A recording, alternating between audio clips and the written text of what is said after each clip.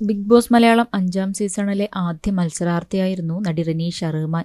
Television സീരിയലുകളിലൂടെ കുടുംബ പ്രേക്ഷകർക്ക് വളരെ പ്രിയപ്പെട്ട താരമായതാണ് റിനീഷ. അഭിനയം പാഷനാക്കി അതിന് പിന്നാലെ എത്തിച്ചേർന്ന താരം സീതാ കല്യാണം എന്ന പരമ്പരയിലൂടെയാണ് ശ്രദ്ധേയയായത്. കുടുംബമെന്നാൽ റിനീഷയ്ക്ക് വളരെ വലുതാണ്. അതുകൊണ്ട് തന്നെ കുടുംബവുമൊത്ത് സമയം ചിലവഴിക്കാൻ സമയം കിട്ടുമ്പോഴെല്ലാം റിനീഷ ഓടിയെത്താറുമുണ്ട്. ഇപ്പോഴിതാ താൻ നൽകിയൊരു വാക്ക് പാലിച്ചിരിക്കുകയാണ് താരം. സ്വന്തമായി ഒരു വീട് പണിയുന്നതിന് മുൻപ് അമ്മൂമ്മയ്ക്കും മാമനും വീട് പണിത് നൽകിയിരിക്കുകയാണ് റിനീഷ. അതിന്റെ കാരണമാണിപ്പോൾ താരം വ്യക്തമാക്കുന്നത്. ഞാനൊരു ഫാമിലി ഗേൾ ആണ്. നമ്മളെല്ലാം മനുഷ്യജന്മങ്ങളാണ്. നാളെ എന്തും സംഭവിക്കാം.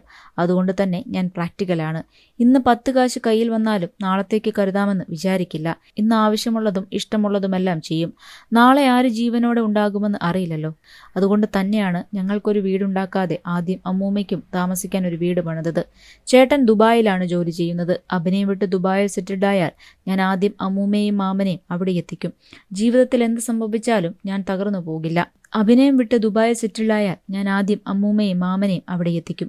ഭിന്നശേഷിക്കാരനായ മാമനെക്കുറിച്ചും റിനീഷ ബിഗ് ബോസിലെത്തിയപ്പോൾ തുറന്നു പറഞ്ഞിരുന്നു. മാമനെ നോക്കുക എന്നതാണ് തന്റെ സ്വപ്നമെന്നാണ് പറഞ്ഞിരുന്നത്. എല്ലാവിധ സൗകര്യങ്ങളും സന്തോഷവും അമ്മൂമ്മയ്ക്കും മാമനും റിനീഷ ഇപ്പോൾ നൽകുന്നുമുണ്ട്.